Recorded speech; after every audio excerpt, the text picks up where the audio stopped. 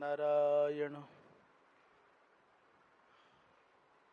नारायण नारायण नारायण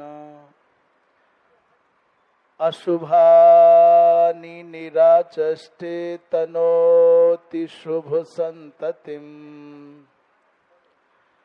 स्मृतिमात्रेण यत्पुंसां ब्रह्मतन् परमं विदुः अतिकल्याण रूपत्वात् नित्यं कल्याण संश्रयात् स्मर्तॄणां वरदत्वाच्च ब्रह्मतन् परमं विदुः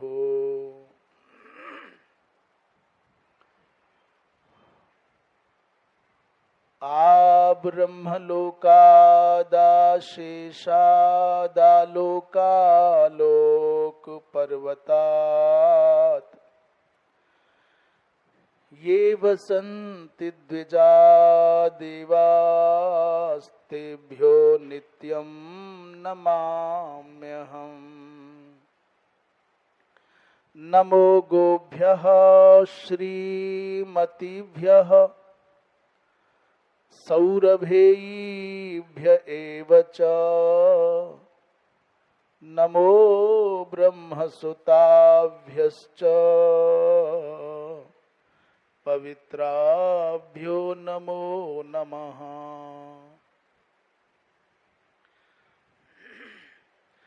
या विद्या शिवकेशवादि जननी या वै जगन्मोहिनी या पंच प्रणवद्विरेफनलिनी या चित्कला मालिनी या ब्रह्मादि पिपीलिकांत तनुषुप्रोता जगत साक्षिणी सा पायात् परदेवता भगवती श्रीराजराजेश्वरी।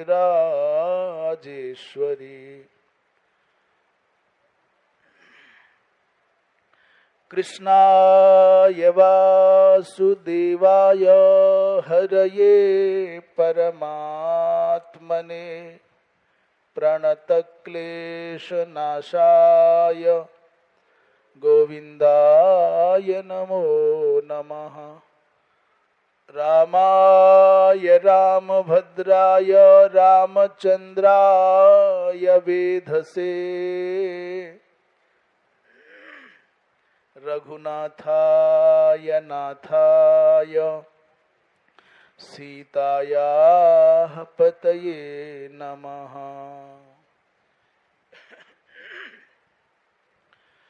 श्रीमन्नारायण नारायण नारायण श्रीमन्नारायण नारायण नारायण भजमन नारायण नारायण नारायण भजमन नारायण नारायण नारायण बोलो नारायण नारायण नारायण बोलो नारायण नारायण नारायण गाओ नारायण नारायण नारायण गाओ नारायण नारायण नारायण श्रीमन्नारायण नारायण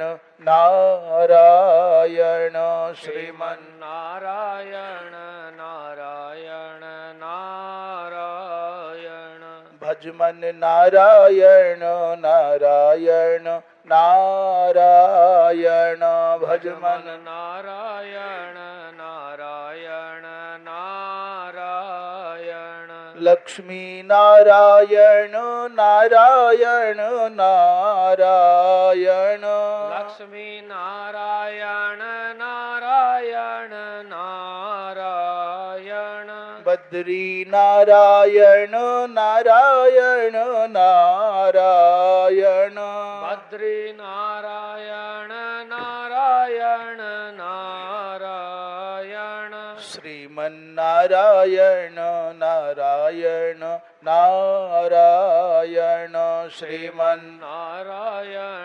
नारायण नारायण भजमन नारायण नारायण नारायण भजमन नारायण नारायण नारायण।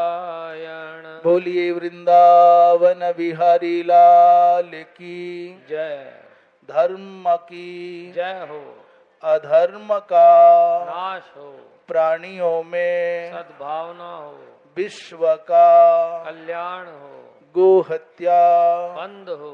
गौ माता की जय हो। परम पूज्य धर्म सम्राट स्वामी श्री करपात्री जी महाराज की जय हो। अपने अपने सदगुरुदेव भगवान की जय हो। श्री वृंदावन बिहारी लाल की जय। गंगा मैया की जय। श्री राजा रामचंद्र भगवान की जय। हर हर महादेव। भगवत कृपा मूर्ति संत महानुभाव, धर्मानुरागी सुधी श्रोता महानुभाव एवं श्रद्धा भक्तिमयी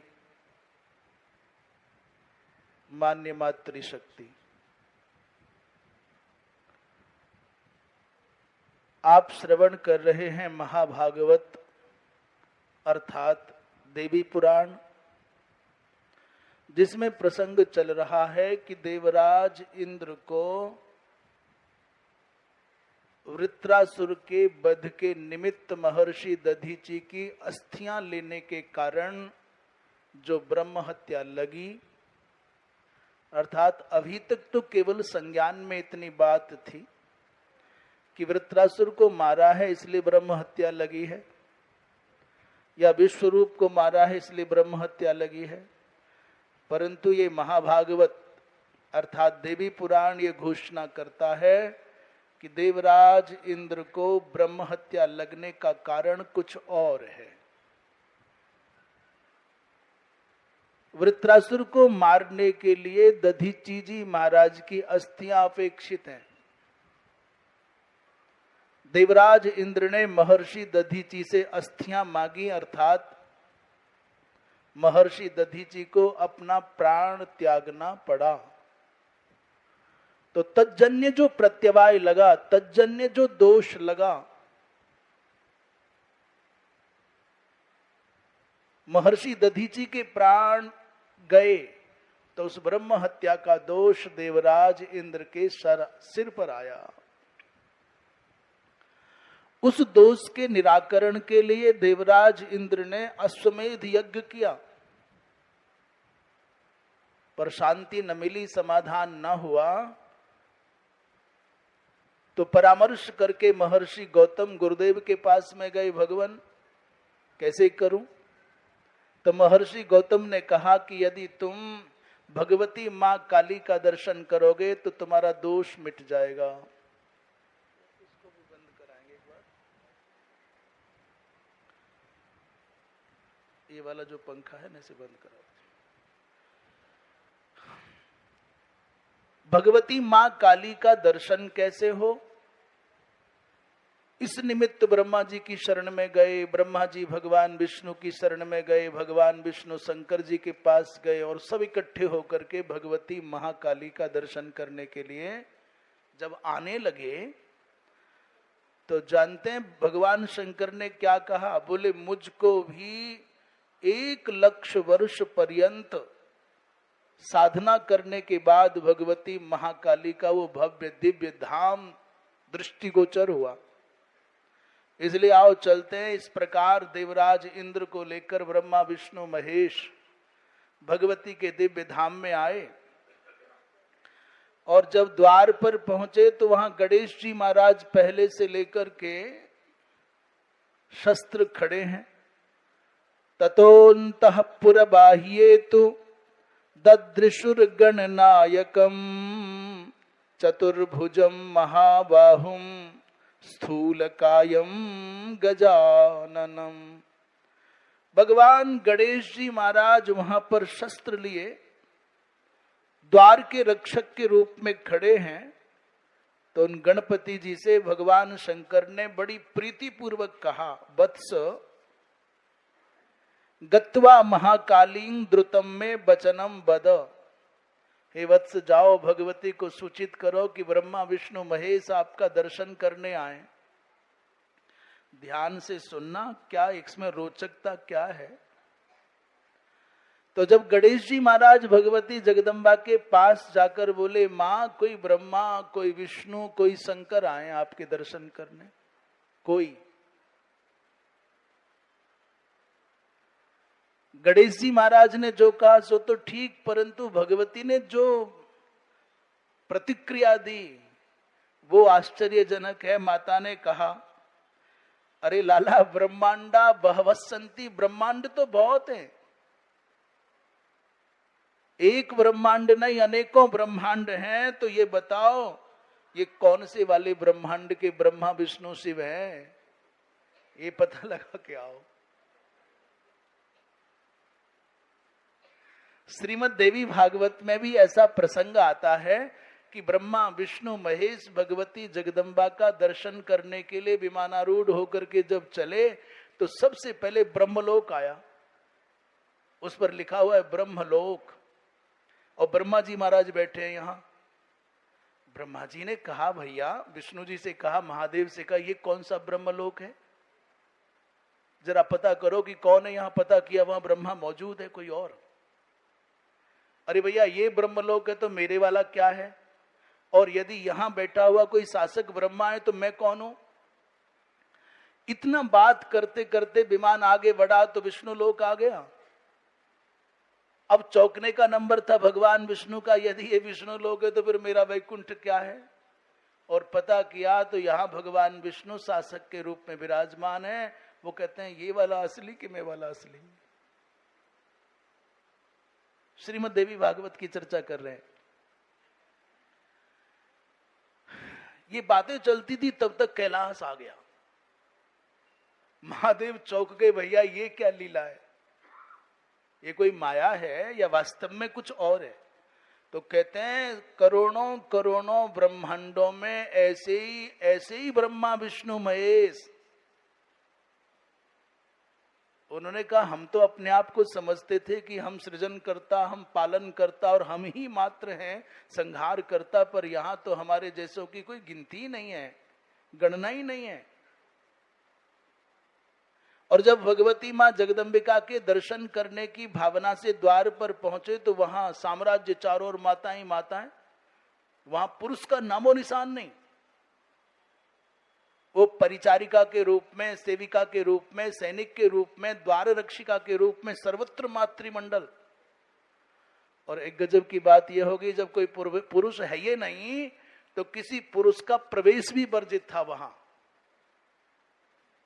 ये टुकुर टुकुर दूर खड़े देखते हैं, कदाचित भगवती जगदम्बा की स्नेहमयी दृष्टि हम पर पड़ जाए और वो इशारा करके हमको बुला लें। तो बात बने पर इतनी दूरी है कि माता के पावनतम वो जो दृष्टि कटाक्ष का जो मन में मनोरथ था वो पूरा ना हुआ। अब क्या किया जाए। तो हाथ जोड़ करके जब बतिया रहे थे तो किसी ने डपट दिया, चुप बैठ। ब्रह्मा विष्णु महेश आपस में बतिया रहे थे, गुसर पुसर कर रहे थे, क्या करें कहां जाएं, यहां तो कोई सुनता ही नहीं। तो एक माई ने आकर के डपट दिया, अबे कहां से आए हो, क्या है, चुप। तो सहम गए बेचारे, प्रार्थना करने लग गए, मां किसी भी प्रकार अपनी सन्निधि प्रदान करो। तब सहसा जब प्रार्थना की तो ब्रह्मा विष्णु महेश ने अपने आप को नारी के रूप में पाया। युवतया, सब युवतियां बन गए, और जब युवती बन गए तो फिर युवतियों में मिल गए, फिर अंदर प्रवेश हो गया। फिर वहां भगवती ने दर्शन भी दिया है, दीक्षा भी दी है, कृतार्थ भी किया है और ज्ञानोपदेश भी किया है, जिससे कि तुम्हारे मन में अभिमान न होने पाए। तो ये श्रीमद् देवी भागवत की चर्चा, यहाँ गणपति जी महाराज ने भगवती जगदम्बा को कहा कि माँ कोई ब्रह्मा विष्णु शिव आए, तो माता ने कहा कि भाई ब्रह्मांड तो बहुत हैं, पता करके आओ कौन से वाले ब्रह्मांड से आए। ये ऐसे पूछा जा रहा है कौन से गांव से आए, पता करके आओ। ब्रह्मांडा बहवस्सन्ति ब्रह्माद्या अपि तत्र गाः, और ब्रह्मा आदि भी वहां वहां पृथक से रहते हैं। कस्मात् ब्रह्मांडात आयाताः श्रुत्वा सर्वम निवेदय, पहले पता करके आओ कि कौन से ब्रह्मांड से आए हैं। गणेश जी महाराज गए, तुंदिल हैं, मंथर गति से चलते हैं। जाके पूछा महाराज ये बताओ कौन से वाले ब्रह्मांड से आए हो, तो आगे जाके बात पहुंचाए। तो आपस में देखने लगे, क्या भैया ब्रह्मांड बहुत हैं क्या? हम तो समझते थे एक ही ब्रह्मांड और उसके हम सबसे बड़े देवता स्वामी हैं, नायक हैं। तो ते ऊचुर विस्मयाविष्टा न जाने अन्यान सुरेश्वरान, उन्होंने कहा भैया हमको नहीं पता कोई और ब्रह्मांड भी है, और हमको नहीं खबर कि वहां कोई ब्रह्मा विष्णु महेश भी रहते हैं। तो गणपति जी महाराज ने फिर भगवती को जाके कहा, तब भगवती ने हंस करके कहा अच्छा अच्छा जो भी है ले आओ, नहीं जानते तो कोई बात नहीं, ले आओ। ब्रह्मा विष्णु भगवान शंकर का प्रवेश होने लगा। गणेश जी ने कहा ये जो चौथा है ना, ये अंदर नहीं घुस सकता, बताओ चौथा कौन है? ब्रह्मा विष्णु शिव के अतिरिक्त चौथा कौन था? देवराज इंद्र का प्रवेश भी नहीं हो सका। केनोपनिषद में एक प्रसंग आता है कि देवताओं ने दैत्यों पर विजय प्राप्त की, और विजय प्राप्त होने के बाद अहम अहमई कह गया, मैं अपने मेरे कारण विजय हुई, मैं जीता, मेरे शौर्य के बल पर विजय हुई, अभिमान हो गया।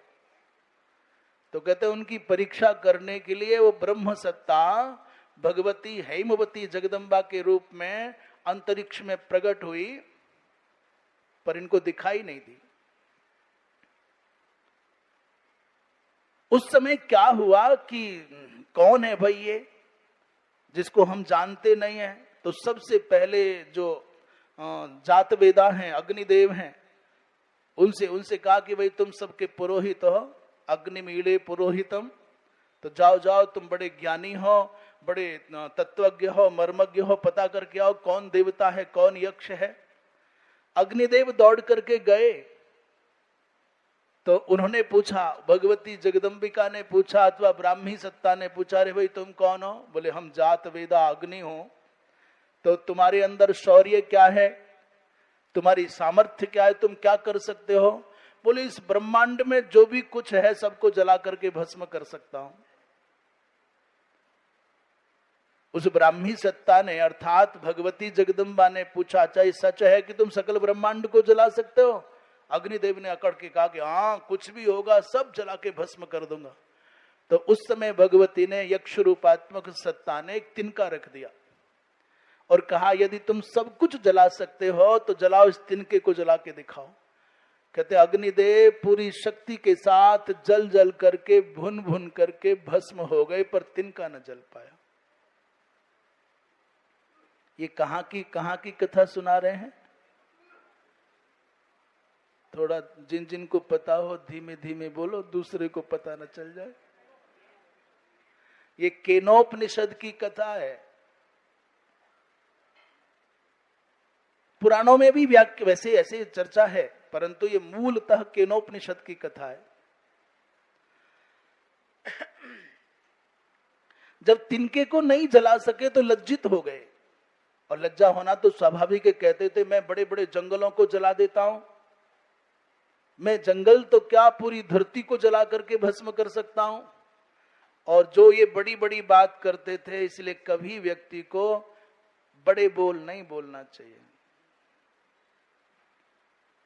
कभी व्यक्ति को अभिमानी नहीं होना चाहिए, अहंकारी नहीं होना चाहिए।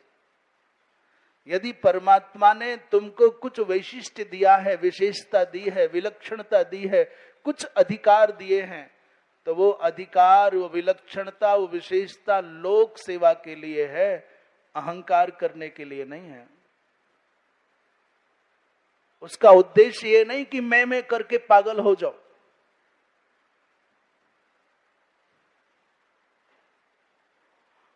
इस संसार में जिस भी किसी के पास में कुछ भी अतिरिक्त है, आपकी आवश्यकताओं से अधिक आपके पास में है, उसके तुम स्वामी नहीं हो, केवल संरक्षक हो, और वो उचित हाथों में पहुंचा सको, इसके लिए दायित्व है।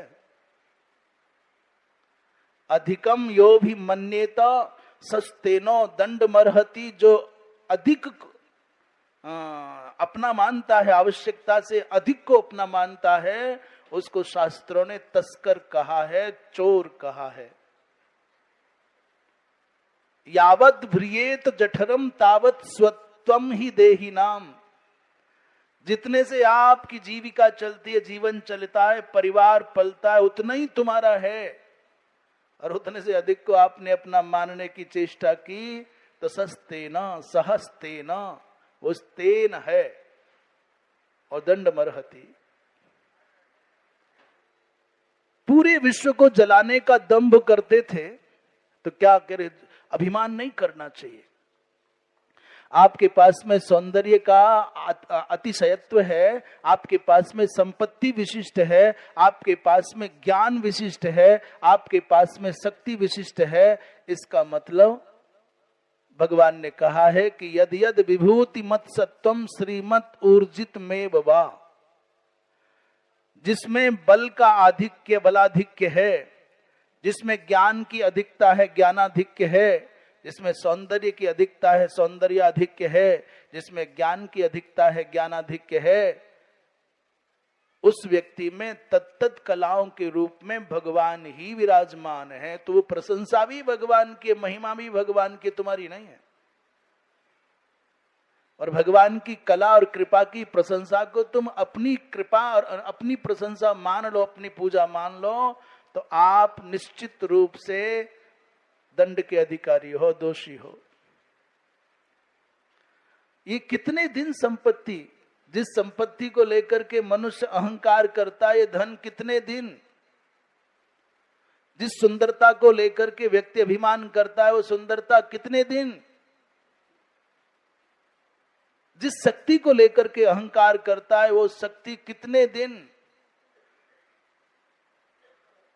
कितने दिन चलेगा। एक दिन ऐसा आएगा तुम्हारे पास न तुम्हारी संपत्ति रहेगी, न तुम्हारी शक्ति रहेगी, न तुम्हारी सुंदरता रहेगी, तो फिर जब ये रहना ही नहीं है तो इसके लिए अभिमान क्यों करना। तो अग्निदेव के अभिमान का दुष्परिणाम ये हुआ कि अपनी ही आंखों में उनको नीचे देखना पड़ा। लज्जित होकर के लौट आए, बोले भैया हम नहीं जान पाए कौन है वो। तो फिर वायु पवन देव को कहा,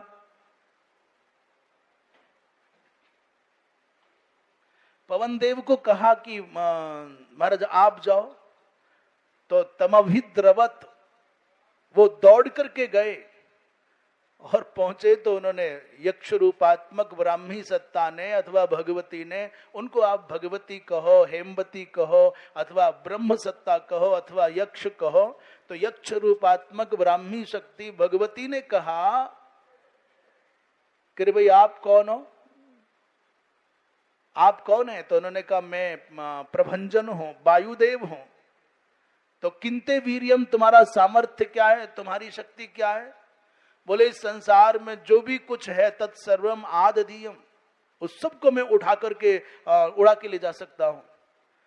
तो उस ब्राह्मी सत्ता ने, यक्ष रूपात्मक ब्राह्मी सत्ता ने कहा अच्छा सब उड़ा ले जाओगे, सब उड़ा दोगे। बोले हाँ।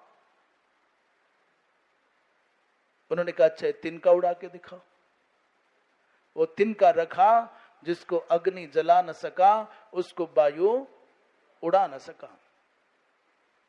जो इतना दंभ भरते थे कि सारी धरती हमारे इशारों पर चलती है, एक समय आता है कि उनसे अपने आसन से उठा तक नहीं जाता।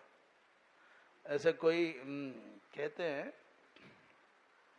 हमको ये पता नहीं कि ये शब्द किनके हैं, रचना किसकी है, पर कोई मित्र अपने वृद्ध और रुग्ण मित्र से मिलने गए, बचपन के दोनों मित्र थे, तो एक अस्वस्थ मित्र को मिलने उनके मित्र दूसरे वाले गए और पूछा, भाई तबीयत कैसी है, स्वास्थ्य कैसा है? तो कहने लगे, भैया बिस्तर से उठा भी नहीं जाता, अब नहीं उठा जाता, बच्चे इधर से इधर उठाते हैं तो खिलाते हैं, खा लेते हैं, बिठाते बैठ जाते हैं, अब नहीं उठा जाता, बिस्तर से उठा नहीं जाता। तो मिल करके राजी खुशी हो गई, कुशलक्षेम हो गया और घर पहुंच गए। घर पहुंचे तो पीछे पीछे समाचार पहुंच गया कि भाई साहब तो गए। उस समय इस सज्जन ने दो पंक्तियां कही कि कल तक तो कहते थे कि बिस्तर से उठा तक जाता नहीं, कल तक कहते थे कि बिस्तर से उठा तक जाता नहीं। अरे भाई कुछ तो बोलो। कल तक तो कहते थे कि बिस्तर से उठा तक जाता नहीं, और आज इतनी शक्ति आ गई कि ये लोग छोड़ करके वहां तक चले गए। कह रहा था बिस्तर से नहीं उठ पा रहा हूं, और अब ऐसी लंबी उड़ान भरी है कि ढूंढते रह जाओ कहां पहुंच गए। ऐसे ही किसी ने दो पंक्तियां और कही हैं, भगवान जाने, अज्ञात जो भी लेखक हैं उनके प्रति कृतज्ञता के साथ में स्मरण कर रहे हैं, हमको ज्ञात नहीं कि कौन है। ये जो लोग एक बार मर जाते हैं ना, तो फिर कोई लौट के आता है ये पता नहीं चलता। आता भी है तो रूपांतरित होकर के आता है, जन्मांतर में आता है। कहते ये मृत्यु है ना, मृत्यु रूपी जो नायिका है, ये भी बड़ी बला की खूबसूरत होगी। वो लेखक कह रहे हैं, शायद शब्द इधर उधर हो जाएंगे, ये मौत भी न जाने कितनी सुंदर होगी कि जो एक बार इससे मिलने जाता है वो उसी का हो जाता है, लौट के आता ही नहीं है। ये शब्द बदल गए होंगे परंतु भाव ऐसा ही है। प्रसंग चल रहा था कि अभिमान नहीं। हाँ, तब क्या हुआ, बेचारे अपना सा मुंह लेकर के लौट आए, नजरें झुकाए, बड़े अहंकार में गए थे, हम पता लगाएंगे। अब सब देवताओं ने इकट्ठे होकर के कहा, देवराज इंद्र तुमने 100 यज्ञ किए हैं, तुम हम सब में विशिष्ट हो, हमारे सबके नायक हो, तो जाओ तुम ही पता लगाओ। गजब ये हुआ कि जब इंद्र गए, अग्नि और पवन देव से तो संवाद भी हुआ, परंतु अग्नि, जब ये इंद्र गए तो वो अंतरिक्ष में जो सत्ता अवस्थित थी, जिसको हम यक्ष रूपात्मक ब्राह्मी शक्ति कह रहे हैं, वो अंतर्धान हो गई। अर्थात इंद्र को तो इतना भी नहीं समझा, इंद्र को तो इतना भी अवकाश नहीं दिया कि चलो तुमसे हमारी दो बातें हो जाए। इसलिए मनुष्य को कभी अभिमान नहीं करना चाहिए। ये बात कहां से उठी, जब भगवती जगदम्बिका के भव्य नगर में प्रवेश करने की बात आई तो ब्रह्मा विष्णु महेश का प्रवेश हो गया, इंद्र वहीं खड़े छोड़ दिया, तुम यहीं रहो। इंद्र स्थित पुरे बाह्ये, इंद्र स्थित पुरे बाह्ये दुखितो दीन मानस अदृष्ट्वा ताम परामाद्याम साक्षात प्रकृति रूपिणीम। इंद्र बिचारे नगर के द्वार पर बाहर खड़े, बड़े दुखी, बड़े दीन मानस हैं। बिचारों का चेहरा उतरा हुआ है, बड़ी दीनता से, मन खिन्नता से भरा हुआ है। मैं ऐसा अभागा, कहीं तो जाने पर संसार के करोड़ों लोग पूजा करते हैं, इंद्राय नमः, इंद्राय स्वाहा, और यहाँ कोई पानी की नहीं पूछ रहा है। हम लोग भी कभी कभी, अभी यहाँ हैं तो कहीं से भी निकल जाइए, उधर महाराज जी, स्वामी जी और अमुक जी, जिधर निकल जाओ राम राम जी, नारायण नारायण, तो चलते चलते भी डर लगता है, कोई चलते चलते देख ना ले कि कोई है। जिधर जाओ यहाँ तो किसी रास्ते पर निकल जाओ, सवेरे से शाम आपको लोग परिचित मिल जाते हैं। और कभी कभी ऐसा भी आता है, यहाँ तो खूब जो अच्छा है, अच्छे से अच्छा पदार्थ पाओ, पर कभी कभी जंगल ऐसा भी पड़ जाता है जीवन में जहां पानी की पूछने वाला नहीं मिलता। तब याद आता है, यदि ये तुम्हारा सम्मान होता तो बेटा यहाँ भी वो सम्मान तुम्हारे साथ होता। ये तो दाता की उदारता है कि तुमको कुछ बड़ा मान करके सम्मानित करता है, तुम्हारा नहीं। ये उसके पास में है सम्मान की मात्रा, कुछ तो कुछ चुटकियां बेचारा उड़ेल देता है तुम्हारी और उछाल देता है। रोली चंदन पुष्प की कुछ जैसे लोग। पर बहुत बार ऐसा होता है कि पानी की पूछने वाला नहीं, बैठने का ठिकाना नहीं होता।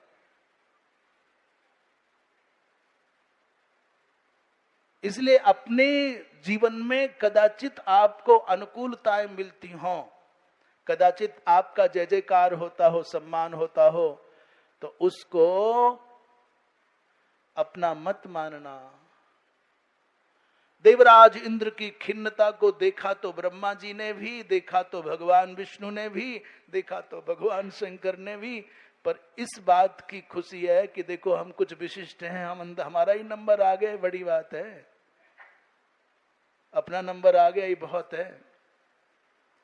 ब्रह्मा विष्णु शिवादिक ने अंदर जाकर के भगवती का स्तवन किया है। नमामित्वा विश्वकर्त्रीम परेशीम नित्या माद्याम सत्य विज्ञान रूपाम, इस प्रकार भगवती का स्तवन किया।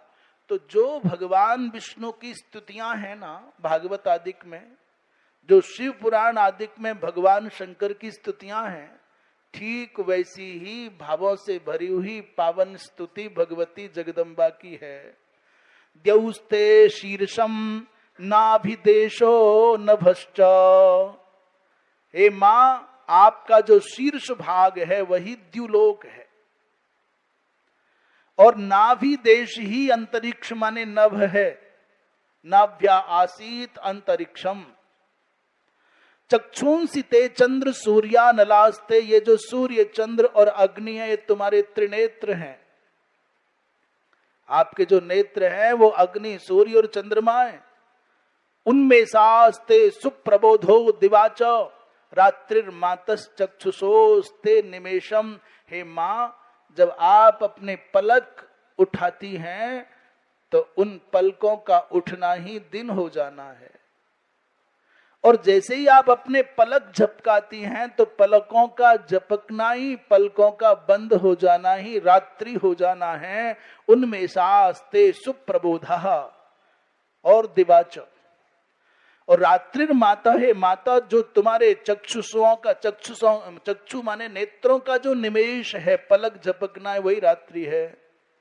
वाक्यम देवाहा, ये जो वाणी है यही आपके देवता हैं। भूमि रेशा नितंबम, आपका नितंब भाग ही भूमि है। अग्निर्जिह्वा, ये अग्नि आपकी जिह्वा है। और ब्राह्मणास्ते मुखाब्जम, ये ब्राह्मण मां आपका मुख कमल है। ये सब लगभग भावों से भरे हुए वैदिक मंत्रों में भी ऐसी ही प्रार्थना है। ब्राह्मणोश्च मुखमासीत, उस परासत्ता का मुख ब्राह्मण है। तो कहते यहां भी कहते ब्राह्मणास्ते मुखाब्जम। इस प्रकार स्तुति की भगवान शंकर ने प्रसन्न देखा माता को, तो निवेदन किया मां आपके दर्शनों से हम सब तो कृतार्थ हो गए। एक बार बेचारा देवराज इंद्र बाहर खड़ा है, उसने 100 अश्वमेध यज्ञ किए, शतक क्रतु है। यदि आपकी कृपा हो जाए तो उसको भी प्रवेश मिल जाए। तो भगवती जगदम्बा ने कहा तस्य भूतम महत पापम दधीचे रस्थि संग्रहात। हम आपसे कह रहे थे कि इंद्र को जो ब्रह्म हत्या लगी वो वृत्रासुर के मारे जाने के कारण नहीं लगी, अपितु महर्षि दधीची की अस्थियों का जो याचना किया उसके कारण लगी। भगवती जगदम्बा कहते तन्नष्टम प्रायसो देव मत पुराद बहिरागमात। भैया ने कहा महादेव, इंद्र को जो ब्रह्म हत्या जन्य दोष लगा था उसकी निवृत्ति लगभग मेरे नगर के बाहर द्वार तक पहुंचने मात्र से हो गई। एक बहुत प्यारा समाधान मिल रहा है। हमको स्मरण नहीं, कभी इन्हीं दिनों में किसी ने पूछा था कि महाराज बिहारी जी जाएं, काशी जी जाएं, अयोध्या जी जाएं, अभी केदारनाथ जाएं, बड़ी भीड़ होती है। इतनी भीड़ होती है, इतनी भीड़ होती है कि मन करता है क्या फायदा आने का, क्या आवश्यकता है जाने की। तब जाओ जब भीड़ ना हो, जब खालीपन हो। तो क्या पर्व में जाना, पर्व पर जाना आवश्यक होता है क्या? कि आज ये अमुक पर्व है, अमुक तिथि है, बड़ा अच्छा मुहूर्त है, चलो बिहारी जी के दर्शन करने जाना है। तो इस चक्कर में धक्के खाने पड़ते हैं, बहुत झमेला होता है। हमने उनको जो उत्तर दिया वो आपको भी दे देते हैं। यदि आपके मन में ऐसा प्रश्न बनता हो कि भीड़ वाले दिन नहीं जाना, आगे पीछे जाएं, तो हमने उनसे पूछा कि तुमको तुम्हारे विवाह के दिन इसलिए लोग न आने का बहाना बनाएं कि आज तुम्हारे यहाँ बहुत भीड़ होगी, हम 2-4 दिन पहले या 2-4 दिन बाद में आ जाएंगे, तो चलेगा क्या? आज तुम्हारे बच्चे का जन्मदिन है, आज तुम्हारा विवाह है, अमुक अमुक, आपके यहाँ कोई उत्सव हो, कोई पर्व हो, और इस वजह से लोग ये कहें कि नहीं आज नहीं आ पाएंगे क्योंकि तुम्हारे यहाँ बहुत भीड़ होगी, हम 2 दिन बाद आ जाएंगे। 2 दिन तो क्या 2 दिन बाद आगे क्या करोगे? मान लीजिए ऐसा आ गया तो क्या करोगे? वो उत्तर नहीं है, दृष्टांत है।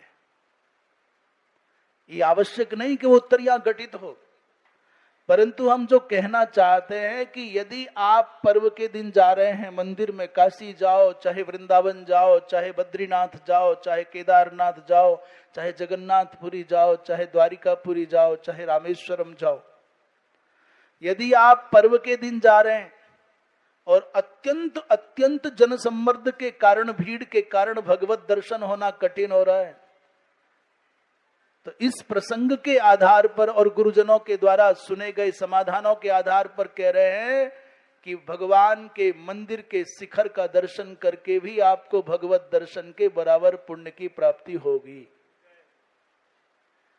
ये नहीं कह रहे कि मंदिर में मत जाओ, दर्शन नहीं करो। यदि कदाचित आपको लौटना पड़ रहा है, दर्शन नहीं हो रहा है, ग्लानि में गलने की क्या आवश्यकता है? मन में ग्लानि रखने की क्या आवश्यकता है? शास्त्र कहते हैं कि मंदिर में जाकर के दर्शन करने का जो पुण्य है, वही पुण्य आप दूर से, जहां से मंदिर के शिखर का दर्शन होता है, उस शिखर का दर्शन करके वहीं प्रणाम कर लें तो भी आपको भगवत दर्शन के बराबर पुण्य की प्राप्ति होगी, तो भी आपके पापों का शमन होगा, तो भी आपको पुण्य की प्राप्ति होगी। ये उस अवस्था के लिए है जब दर्शन करना संभव नहीं बन पा रहा हो, और दर्शन करना संभव है तो जाना ही चाहिए। तो किस आधार पर कह रहे हैं? बोले भगवती ने कहा कि मेरे नगर के द्वार तक आ गया तो ब्रह्म हत्या जनित दोष की निवृत्ति हो गई।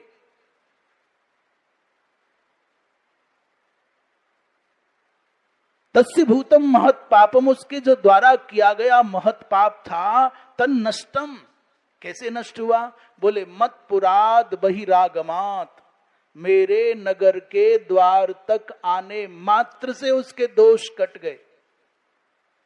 अब जो शेष बचा है, फिर अंदर क्यों नहीं आने दे रहे? निष्पाप हो गया तो भगवती ने कहा अपरम विद्यते किंचित तस्योप समनायतु।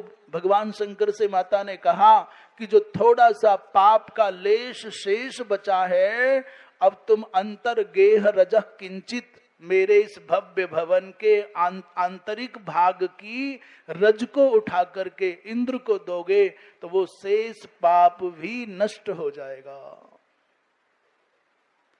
आप कहते हो ना, ब्रज रज बड़ी पावन है, गुरु चरणों की रज बड़ी पावन है, संतों महापुरुषों के चरणों की रज बड़ी पावन है। जड़ भरत जी महाराज ने ये बात राजा रघुगण से कही है, बिना महत्पाद रजोभिषेकम, महापुरुषों के चरणों की रज से जब तक तुम अपने अभिमान को नष्ट करने के लिए मूर्धाभिषेक न करोगे, ऐसा हो जाए कि गुरुजनों के चरणों की रज उड़ रही है और आप श्रद्धावनत होकर के सिर झुकाए उस रज को अपने सिर पर ऐसा अनुभव कर रहे हैं कि रज की वर्षा हो रही है, तो तब तक तुम्हारे जीवन में जो विषाक्त अभिमान का विषधर नाग बैठा है वो निकल करके बाहर नहीं जाएगा जब तक गुरुजनों के अनुशासन में नहीं रहोगे। अभिमान करने के लिए जीवन में बहुत जगह, कहीं दिखाओ अपना ज्ञान, कहीं दिखाओ अपनी अकड़, कहीं दिखाओ अपनी शक्ति, प्रदर्शन करो ना, पर कहीं तो जीवन में ऐसा रखो जहां हमको श्रद्धाभिभूत होकर के नेत्र बंद करके केवल मानना है। वहां भी तर्क रखोगे, वहां भी चालाकी करोगे तो कैसे चलेगा। इसलिए गांव की भाषा में कहते रहे भाई, सर्प भी बिल में सीधा चले, तो एक जगह तो छोड़ दो। जो सर्प होता है सीधा विधा नहीं चलता, वो बिल छोटा होता है तो मुड़ने का चांस नहीं रहता, इसलिए सीधा चलना पड़े, और क्या है। जीवन में कहीं तो ऐसा रखो जहां दंभ नहीं करेंगे, जहां कपट नहीं करेंगे, जहां अहंकार का प्रदर्शन नहीं करेंगे। और अभिमानी तो वैसे भी ये समझ लीजिए कि पतन के पथ पर बढ़ चला है, अब ऊपर नहीं चढ़ेगा। अभिमान नहीं करना चाहिए। भगवती ने कहा कि थोड़ा अंतर्गेह रज दोगे, किंचित देही तस्मई महामते है महादेव, थोड़ा दोगे तो निष्पाप हो जाएगा। भगवान शंकर ने झटी थी भगवती के भव्य भवन के अंतर्भाग की मृत्तिका माने रज उठाई, देवराज इंद्र को दी। उस रज को पाते ही इंद्र को इस भव्य भवन में प्रवेश करने का अधिकार मिल गया। यदि आप जाते हैं, धाम में पहुंच जाते हैं, बद्रीनाथ पहुंच गए, केदारनाथ पहुंच गए, और वहां पहुंचते ही आपको शिखर के दर्शन हो जाते हैं, तो समझ लेना आपकी यात्रा पूर्ण हो गई। ये रोना मत रोना कि हमको दर्शन नहीं हुआ, मंदिर में अंदर नहीं गए। जाओ तो अच्छा है, न जाओ तो कोई हानि नहीं है। आप धाम में पहुंच गए हैं, यहां से चल करके वहां तक यदि वो परमात्मा सर्वज्ञ, यदि लगाना नहीं चाहिए, पर मान लीजिए कि यदि वो परमात्मा सर्वज्ञ है तो उसको खबर है कि तुम चल करके आ गए हो, मेरी अपनी जिम्मेदारी है कि मैं कुछ करूं। वो सर्वज्ञ परमात्मा जान गए कि तुम चल करके वहां तक आ गए, इसलिए आप निष्पाप हो गए, इसमें कोई संदेह नहीं है। पर अंदर जाने का सौभाग्य मिल रहा है तो फिर तो बात ही क्या है, कहना ही क्या है। इसलिए मन में ग्लानि नहीं रखना चाहिए। अब तो इंद्र को जब अधिकार मिला तो प्रणम्य पादे पादे तम निपत्य धरणी तले, जैसे ही सूचना मिली तुरंत दंडवत प्रणाम कर करके जा रहे हैं। पादे पादे निपत्य, ये जो परिक्रमा करते हैं ना लोग, दंडवती परिक्रमा, ये उसी का संकेत है।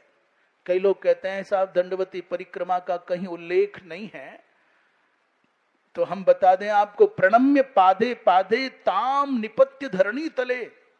जब मंदिर के द्वार पर पहुंच गए और जब भगवती जगदम्बा को दूर से देख लिया तो सहस्राक्षो अपतत भूमौ, देवराज इंद्र अब तक तो दंडवत प्रणाम कर करके उठते गिरते उठते आ रहे थे, और जैसे ही भगवती का दर्शन हुआ तो फिर धड़ाम से धरती पर दंडवत की मुद्रा में लेट गए। फिर क्या हुआ, प्रणम्य दंडवत तदा उत्थाय वेद वेदांग कथित स्तोत्र कई रपी, वेद वेदांगों के द्वारा जो स्तुति प्रमाणित है, अनुप्राणित है, उस स्तुति के द्वारा भगवती का स्तवन कर रहे हैं। बोलिए वृंदावन बिहारी लाल की। कहते हैं ये जो आख्यान भगवती महाकाली का हमने सुनाया है, देवर्षि नारद से भगवान शंकर कह रहे हैं और सूत जी महाराज सौनकादिक महापुरुषों से कह रहे हैं। उस जो व्यक्ति श्रद्धा पूर्वक इस आख्यान को सुनता है, श्रृणुयात, कैसे श्रृणुयात, बोले भक्तिया, भक्ति पूर्वक, भाव पूर्वक, श्रद्धा पूर्वक, पठेत वा अथवा इसका वाचन करता है। पठित का तात्पर्य हम पढ़ रहे हैं और आप सुन रहे हैं, माने अर्थात श्रावयेत, श्रृणुयात च श्रावयेत च, सुने और सुनावे। तस्य नो विद्यते पापम अपि ब्रह्म बधादिजम, भले ही ब्रह्म हत्या जन्य पाप लगा हो, इस पवित्र आख्यान के श्रवण करने से श्रोता और वक्ता दोनों का तज्जन्य पाप मिट जाता है। और कहते हैं सैकड़ों सैकड़ों अश्वमेधों के करने से जिस पुण्य की प्राप्ति होनी है वो पुण्य प्राप्त हो जाता है, आरोग्य की प्राप्ति होती है, विपुल वित्त की प्राप्ति होती है, और फिर जो जो आपके मन से अभीष्ट है, मन में जो अभीष्ट भाव है वो सब पूर्ण हो जाते हैं। अष्टमी, चतुर्दशी, नवमी और दिनक्षय अर्थात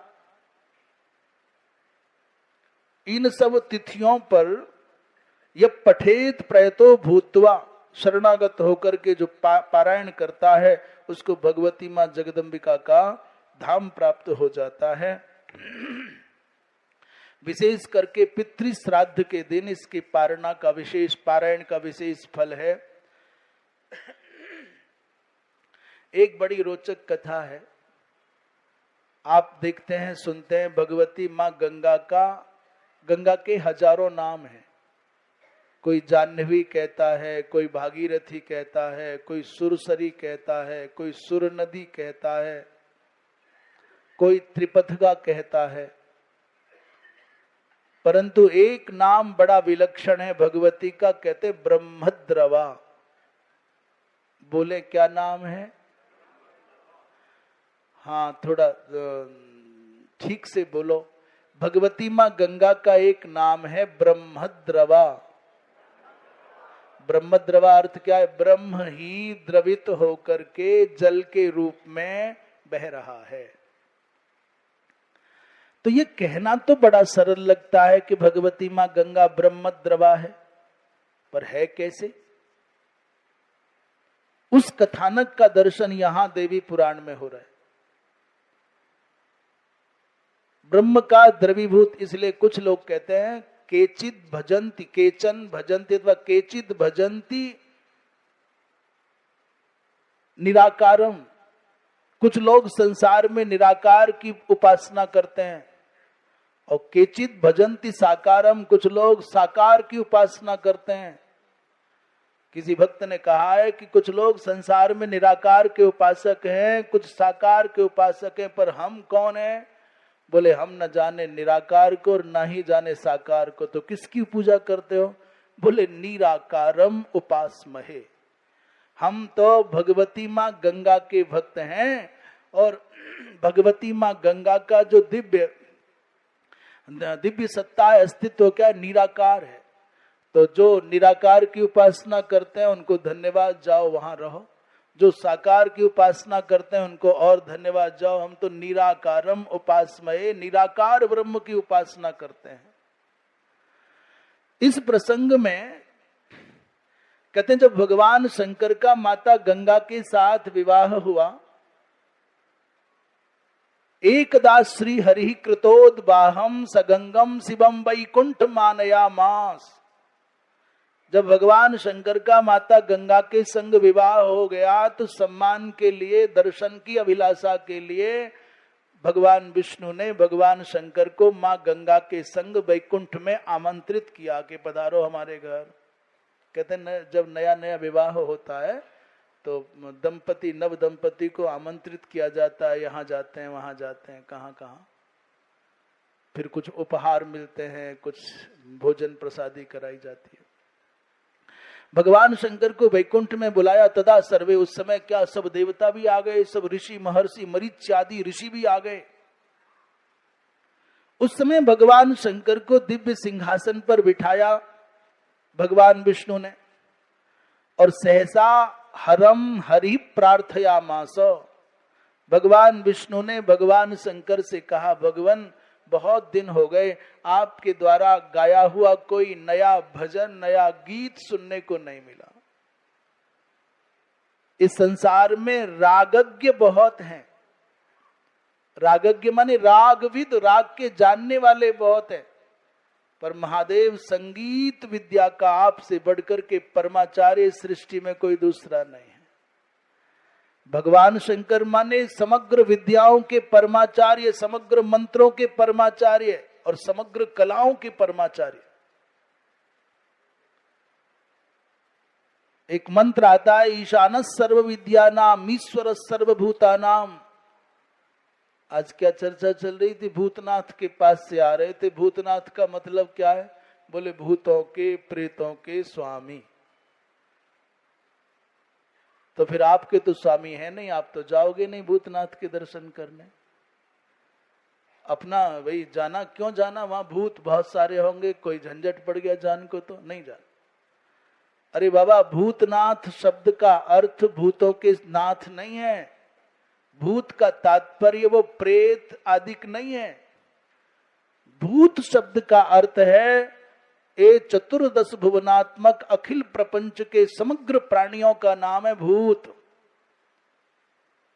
चतुर्दश भुवनात्मक अखिल प्रपंच के समग्र सभी प्राणियों के जो नाथ हैं उनका नाम भूतनाथ है। नहीं तो तुम तो शमशान के किनारे पर बिठा करके कह दो रे भूतनाथ है, वो भूतों के नाथ नहीं है। संसार में बताना वो किसके नाथ नहीं है। और पंच महाभूतों से विरत सृष्टि में है क्या? पंचभूतात्मक इस सृष्टि में जो भी कुछ है उस सबके स्वामी भगवान भूतनाथ महादेव हैं। तो समग्र ईशान सर्व विद्यानाम ईश्वर सर्वभूतानाम, फिर आगे क्या है? ईशान सर्व विद्यानाम ईश्वर सर्वभूतानाम ब्रह्माधिपतिर ब्रह्मणोधिपतिर, ऐसा अद्भुत मंत्र है। ब्रह्माधिपति है, समग्र विद्याओं के मंत्रों के कलाओं के परमाचार्य भगवान शंकर। उन भगवान शंकर से कहा कि प्रभो तद्गानमति संप्रीति जनकम त्वन्मुखाच्युतम श्रोतुमिच्छामि विश्वेश कुरु गानम महेश्वर। हे महादेव, आप गाइए, आपके गान को सुनने की बड़ी हमारे चित्त में अभिलाषा है। जब भगवान शंकर ने भगवान विष्णु के इस आग्रह को देखा तो शंभु सुललितम गानम चक्रे अत्यद्भुत मुत्तमम, भगवान शंकर ने एक पल नहीं लगाया, अत्यंत अद्भुत अत्यंत उत्तम गान आरंभ कर दिया। तो 3 भजन गाए भगवान शंकर ने, 3 गाने गाए, गीत गाए। उन तीनों का प्रभाव क्या हुआ? बोले प्रथमम गानम आकर्ण्यो ब्रह्माद्याः त्रिदशेश्वराः मुमुहुः। पहले गीत को सुनकर के ब्रह्मादिक सब देवता मोहित हो गए। और दूसरे गान को, द्वितीयम समुपाकर्ण्यो, दूसरे गान को, गीत को सुनकर के वैकुंठेशोथ नारद विसंज्ञः पतितो भूमौ, दूसरा गीत चल रहा था। वैकुंठाधिपति भगवान विष्णु विसंज्ञ हो गए, रोमांचित हो गए और भूमि पर गिर पड़े। ऐसा अद्भुत भगवान शंकर के द्वारा गाया गया पवित्र गीत, जिसको सुन करके भगवान विष्णु पहले चेतना शून्य हुए और सहसा इतना रोमांच हुआ कि उनके रोम रोम कंटकायित हो गए, विसंज्ञ हो गए, अपने आप की सुध बुध खो गए और धरती पर धड़ाम से गिर गए, आसन से नीचे गिर गए। और भोलेनाथ तो नेत्र बंद किए आनंद की अवस्था में अनुराग के सहित रागों का आश्रय लेकर के भगवान नारायण की सेवा में गीत प्रस्तुत कर रहे हैं। बोले तृतीयम गान माकर्ण्यो, जैसे तीसरा गान आरंभ हुआ तो वही परमेश्वर कौन? बोले भगवान नारायण, भगवान विष्णु, जो धरती पर लेटे हुए थे, पिघल पिघल करके जल हो गए, वही गंगा जी हो गई। हाँ, बोले बभूव द्रव रूपी तु क्षणेनो मुनि सत्तमा। अरे नारद, वही भगवान विष्णु जल रूप में परिणत हो गए। इसलिए जब भी गंगा जी में स्नान करो तो अनुभव करना कि मेरे समग्र अस्तित्व का लय भगवान विष्णु के साथ हो रहा है। अभी तक नहीं किया हो तो अब जरूर करना। एक बार तो जीवन में ये सुख, ये आनंद अनुभव अवश्य करना। स्नान करते करते समझना कि मेरा समग्र अस्तित्व गंगा जी के माध्यम से भगवान विष्णु में लय हो रहा है। अच्छा, जब तक आप जल के ऊपर हैं तभी तक आपको संसार में अच्छा बुरा दिखता है, गोरा काला दिखता है, स्त्री पुरुष दिखता है, मित्र शत्रु दिखता है। और जैसे ही गंगा जी के जल में गोता लगाया तो सच अपने आप से पूछो कि तुमको दुनिया में कुछ दिखता है क्या? गंगा जी में गोता लगाने के बाद किसको पता रहता है कि स्त्री है, पुरुष है, शत्रु है, मित्र है, ये है, वो है? कुछ रहता है क्या? एक ही रह जाते हो, बस तुम और तुम।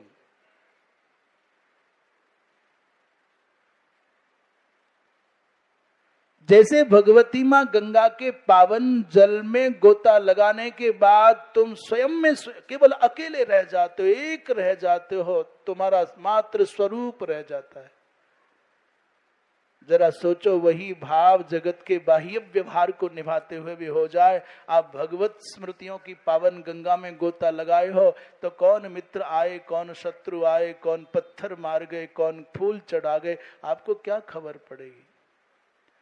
भगवती माँ गंगा में गोता लगाने के बाद जैसे मात्र तुम रह जाते हो, तुम्हारे सिवा कोई और नहीं रहता, अथवा वो रह जाता है जिसका तुम आराधन करते हो, तो ठीक वैसे ही भगवती जगदम्बिका हो, भगवान शंकर, भगवान विष्णु, भगवान गणपति, भगवान सूर्य क्यों न हो, अपने इष्ट की स्मृति रूपात्मक पावन गंगा धारा में, भक्ति धारा में आप गोता लगाते हो, निमज्जन करते हो, तो फिर आपका बाह्य व्यवहार आपको प्रभावित नहीं कर सकता, पीड़ित नहीं कर सकता, प्रताड़ित नहीं कर सकता।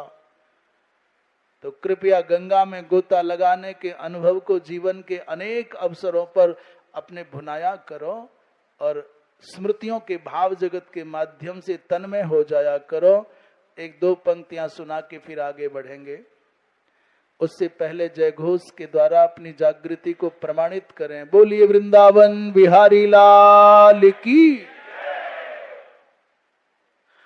वो पंक्तियां जिनकी भी होंगी उनके प्रति कृतज्ञता है, हमारी दृष्टि में वो अज्ञात है। जिन्होंने भी लिखी उनके प्रति कृतज्ञता का भाव है। वो इसलिए तुम्हारी पंक्तियों को बोलने से चोरी का दोष ना लगे। मैं अक्सर बैठे बैठे गुम हो जाता हूं। कुछ बोलो भाई पीछे से। कर जी आपने बोला कि गुम हो जाता हूं तो गुम हो गए, अब कहां से बोले ना? इधर वाले भी बोल सकते हैं, कोई बात नहीं, मना नहीं है। इधर मूर्तियां जो बैठी हैं सब बोल सकते हैं। मैं अक्सर बैठे बैठे गुम हो जाता हूं और मैं नहीं रहता, मैं तुम हो जाता हूं। मैं नहीं रहता, मैं तुम हो जाता हूं। इस संसार के किसी व्यक्ति के लिए भाव कहे गए होंगे शायद, हमको नहीं पता, पर कभी तो एकांत में बैठ करके माला हाथ में है कि नहीं है, कभी तो अपने आप से कहो कि हे प्रभु, मैं बैठे बैठे अक्सर खो जाता हूं, मैं नहीं रहता, मैं तुम हो जाता हूं, मैं भूल जाता हूं कि मैं भी कुछ हूं।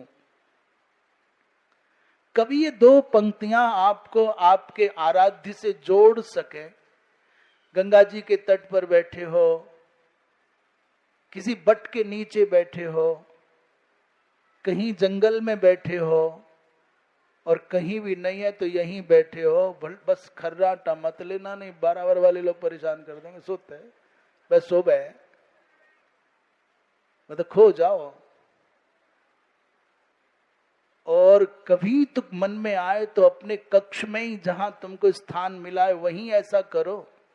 मैं अक्सर बैठे बैठे गुम हो जाता हूं और मैं नहीं रहता, मैं तुम हो जाता हूं। ये तदाकारा कारित वृत्ति है, तदाकार होना है, ये तल्लय है। गोपांगनाओं में भी ये भाव है। तन मनस्काहा, गोपांगनाएं तन मनस्क माने कृष्ण मनस्का है। तद विचेष्टाह और तदालापाह तदात्मिकाह। ये आप अपने आराध्य से, इष्ट से जुड़ना चाहते हो तो क्या बोले, उनमें अपना मन लगाओ, बैठे बैठे खो जाओ और तुम न रहो, वो हो जाओ। तन मनस्काहा, और चर्चा भी करने का अवसर आवे तो चर्चा किसकी करनी है, उन्हीं की करो ना। तदा लापाहा, और व्यवहार भी करना है, व्यापार भी करना है, कार्य भी करना है, चेष्टाएं भी करनी है, तो किसके लिए करनी है, तद विचेष्टा, माने उसी के लिए समग्र चेष्टाएं हो, क्रियाकलाप उसी के लिए हो। और तदात्मिका माने आप धीरे धीरे, ये तीन तो क्रियाएं हैं और चौथी क्रियाओं का फल है, तदात्मक हो जाना। बैठे बैठे खो जाओ, अपने इष्ट का स्मरण करते करते तद्रूप हो जाओ। बोलिए वृंदावन बिहारी लाल की। भगवान शंकर के तो नेत्र बंद थे, गान चल रहा था और इधर नारायण जल बन गए। विष्णु जलमयी भूते वैकुंठम प्लावितम पुरम, वैकुंठ में पूरा का पूरा जल ही जल हो गया। ब्रह्मा जी महाराज का ध्यान थोड़ा सा जागृति आई, तुरंत झटी उन्होंने अपना खाली जो कमंडल हो गया था, कमंडल खाली हो गया था, उस कमंडल में गंगा जल भर लिया।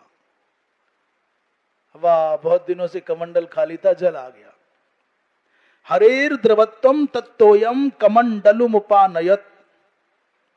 बड़े लोग विस्मित हो गए, भगवान विष्णु ऋषिकेश अब जल रूपात्मक हो गए, ब्रह्मा जी के कमंडल में गंगा नीर रूपात्मक है। और उस समय फिर झटिति भगवान अपने स्वस्वरूप में आ गए।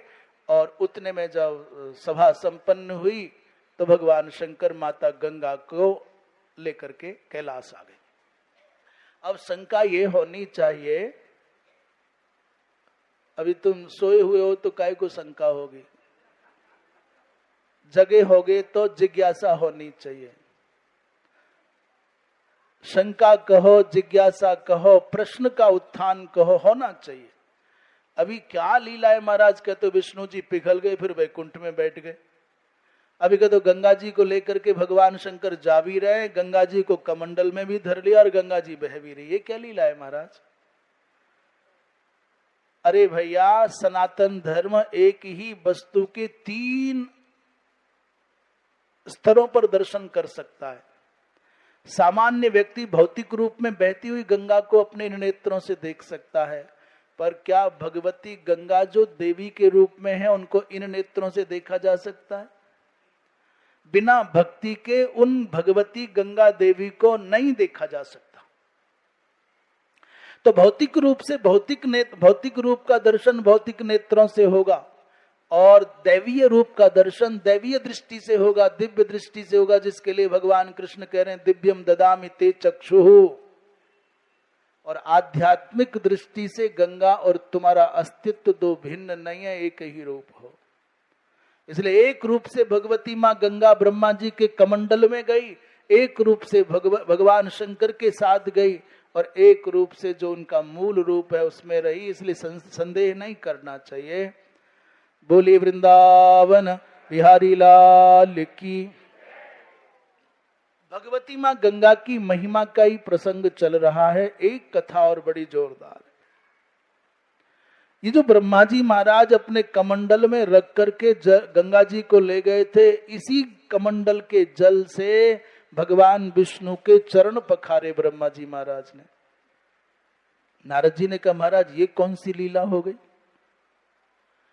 कहते एक बार प्रहलाद के पौत्र माने विरोचन के पुत्र बलि जी महाराज, बलि बड़े शक्तिशाली थे, भगवान के भक्त भी है और फिर दैत्यों के राजा तो हैं। इन्होंने देवताओं को पराजित करके त्रैलोक्य में अपनी सत्ता स्थापित कर रही, तीनों लोकों के स्वामी बन गए।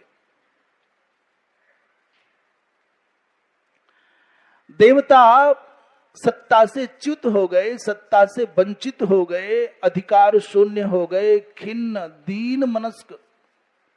दीन खिन्न मनस्क होकर के जंगल जंगल भटकने लगे। माता अदिति के पास गए। माता अदिति ने भगवान नारायण की तपस्या करके वरदान मांगा, प्रभु मेरे पुत्रों को अधिकार मिले, इस बलि को मारो। भगवान नारायण ने कहा मैया इस बलि को नहीं मार सकता।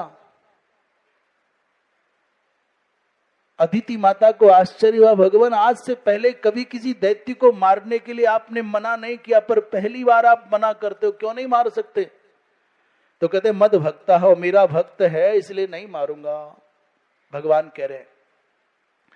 दूसरी बात, माता आदिति ने कहा अच्छा भक्त होने के कारण पक्षपात करोगे, नहीं मारोगे? बोले नहीं नहीं माँ, वो धर्मनिष्ठ है इसलिए नहीं मारा जा सकता।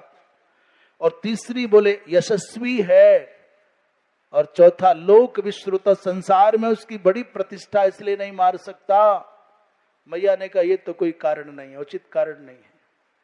तब भगवान ने कहा री मैया तो ही पतो नहीं है।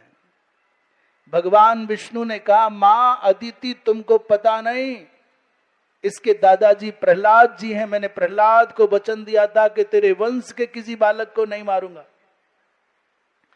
प्रहलादान वय संभव, इसलिए लड़कर के मारूंगा नहीं, पर तुम्हारे संकल्प की पूर्ति के लिए मां मैं बामन बन करके आऊंगा और छल करके इस बलि से सारी संपत्ति लूंगा और तुम्हारे पुत्र इंद्र को दूंगा। बामन माने छोटा होना, मांगने की वृत्ति आ जाएगी मन में, किसी से भी तुम कुछ चाहने लग जाओगे ना, छोटे हो जाओगे, लघु हो जाओगे, तुच्छ हो जाओगे, कुछ नहीं रहोगे। मांगने की इच्छा मन में आई, इनसे ये चाहिए,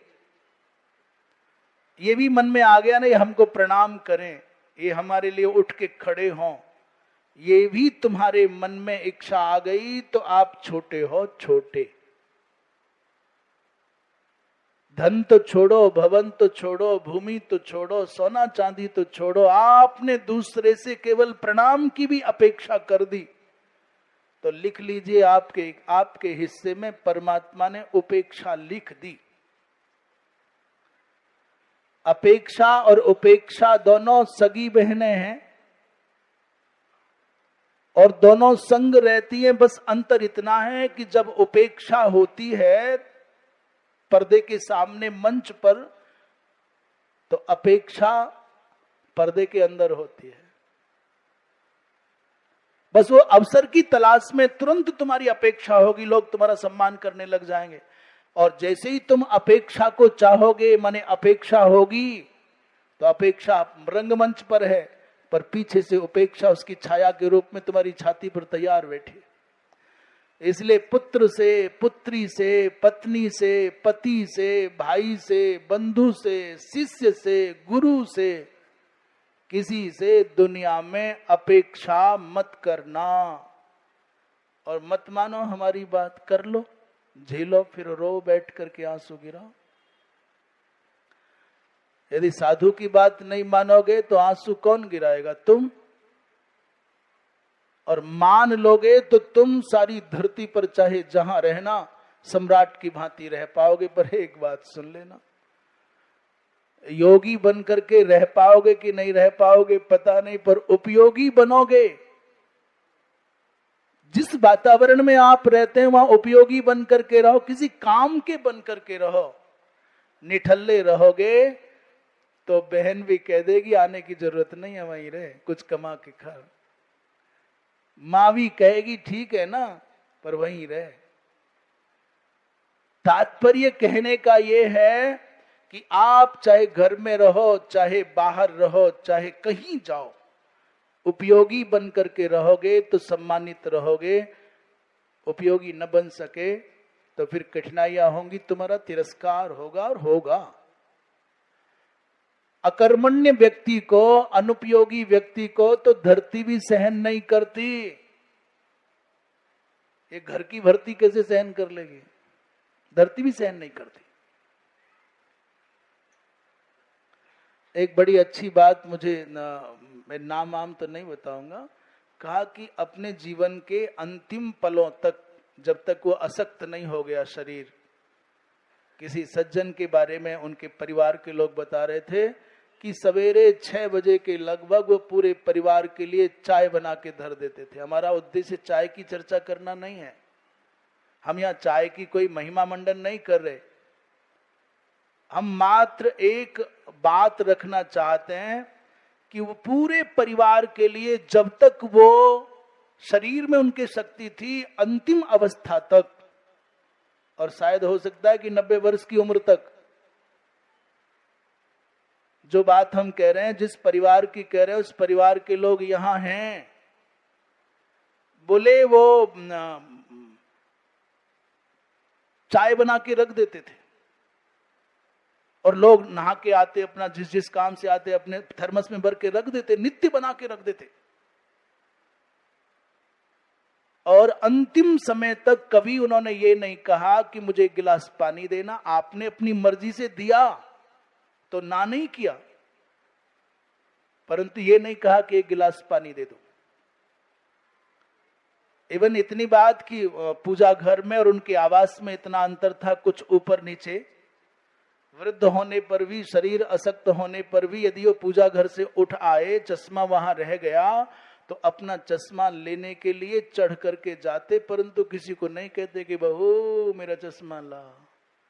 1-2 दिन तो ये बात बड़ी अच्छी लगेगी, बहू चश्मा ला। 2-4 दिन के बाद में ये कर्कश लगेगी। बोले कब मरेंगे, मेरी जान आफत में कर रखी है। ऐसे ऐसे मत जीना बुढ़ापे में कि लोग मनौती मनाने लग जाए कि भगवान उठ जाए जल्दी। उपयोगी बन करके जियो, और इस बात को स्मरण करके लोगों की आंखें नम है कि अब कौन बना के देने वाला है। लोग तुमको ऐसे याद नहीं करते कि तुम बहुत महान हो, इसलिए याद करते हैं तुम बड़े काम के थे। उपयोगी रहोगे तो सम्मानित रहोगे, जहां रहोगे वहीं तुम्हारा सम्मान होगा, समादर होगा। अनुपयोगी हो गए तो माने आपने अपनी जगह अपने आप खो दी। इसलिए उपयोगी बन करके जिए। मांगने की इच्छा मन में आ गई तो लघु हो जाओगे, मांगो मत, चाहो मत। तुमसे बन सकता है तो दूसरों के लिए जितना कर सकते हो करो, पर बदले में प्रसन्न। ये भी मत चाहो कि ये कहें कि साहब बहुत अच्छा काम करते हैं। ये भी चाह लोगे तो मुश्किल में पड़ जाओगे। अपने कर्तव्य का पालन निष्ठा से, पूरी निष्ठा से करते रहो। बाकी परिणाम तो परमात्मा ने पहले से निर्धारित कर रखा है, वो तो आना ही है। बोलिए वृंदावन बिहारी लाल की।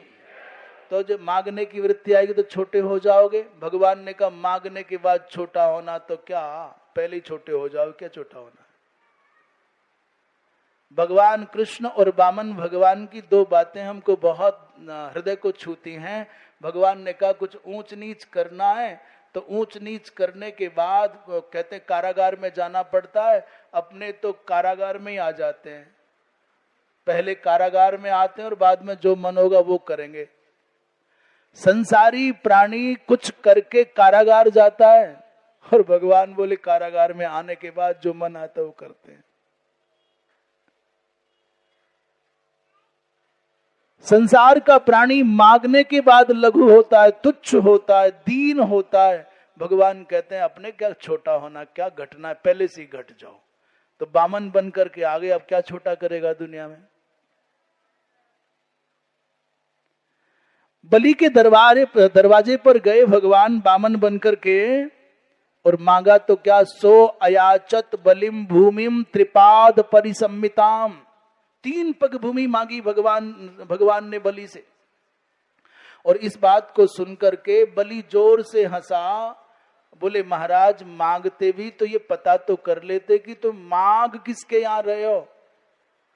राजा के यहां मांगने आए हो तो तोड़ी मांगते हो, थोड़ो तो विचार करो।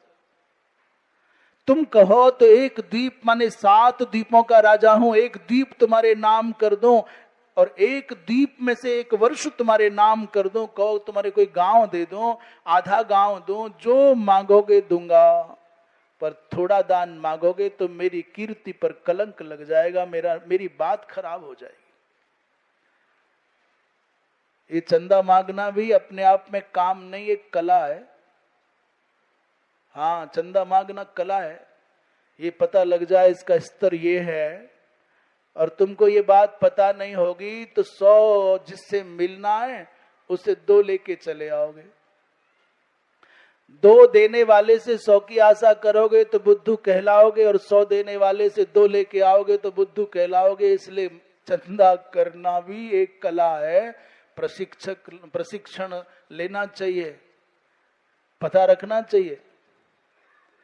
भगवान ने कहा कि भाई देखो सुनो, तुम्हारी अपकीर्ति होगी, तुमको चिंता है ना, पर हम वचन देते हैं, हम 3 पग भूमि मांगे हैं तो 3 ही पग लेंगे और ऐसा कर देंगे कि तीनों लोकों में तेरा नाम हो जाएगा। पहले से ही भगवान कह रहे हैं, मह्यम त्रिपाद भूदान पुण्यम कीर्ति करम परम। 3 पग भूमि देगा तो बड़ा कीर्ति होगी। भविष्यति महाराजा यथा भूतम न भाविच। आज से पहले ऐसी चर्चा, ऐसी पवित्र कीर्ति ना तो किसी की हुई और न आगे किसी की होगी। तुम तो हमारे कहे अनुसार उतनी भूमि दो जितनी हम मांगते हैं, न कम न ज्यादा। जब भूमि दान करने के लिए बलि ने तिल और कुशा, संकल्प करने के लिए जल तिल कुशा लिया, तो शुक्राचार्य जी महाराज की आंखें टेढ़ी हो गई थी। एक शुक्राचार्य जी महाराज की कितनी आंखें हैं? एक। शुक्राचार्य जी महाराज की एक आंख का कारण यही वामन भगवान है। तो शुक्राचार्य जी महाराज ने कहा, रे बलि सावधान हो जा, ये कोई सामान्य ब्राह्मण बालक ऋषि बालक नहीं है, ये सामान्य याचक नहीं है, तेरा सब कुछ लूट ले जाएगा। इतनी बात सुनते ही बलि ने कहा, गुरो यदि स्वयं विष्णुर माया वामन रूप दृक् त्रैलोक्यम याचते तर्हि किम में भाग्यम अतः परम। यदि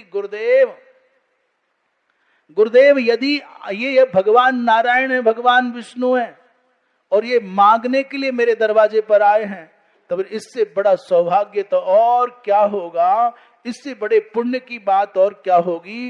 ये तो अद्भुत हो गया।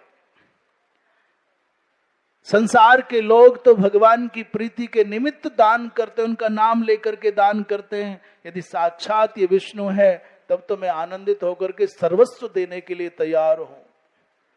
विश्व रूपी जैसे ही गुरुदेव शुक्राचार्य जी के कहने के बाद भी बलि न माना, और पुराणों में कहा है कि शुक्राचार्य जी ने कह दिया जाओ श्रीहीन हो जाओ, यहां ये उल्लेख नहीं है।